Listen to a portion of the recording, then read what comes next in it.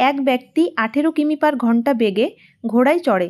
প্রতি 7 কিমি পরপর সে ঘোড়া পরিবর্তন করার জন্য 6 মিনিট থামে। সে 90 কিমি পথ কতক্ষণে যাবে?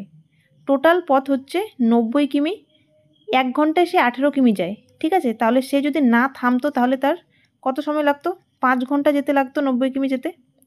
এবার সে প্রতি 7 কিমি পরপর থামছে, তাহলে 90 কিমির মধ্যে সে কতবার থামবে? 90কে 7 দিয়ে ভাগ করলে 7 12 84 হয়, ঠিক আছে?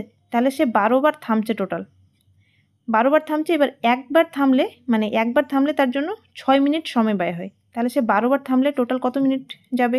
12 × 6 মানে 72 মিনিট তার এক্সট্রা লাগবে থামার জন্য, ঠিক আছে? তাহলে আগে ছিল 5 ঘন্টা, 5-এর সাথে 72 মিনিটটা যোগ হবে।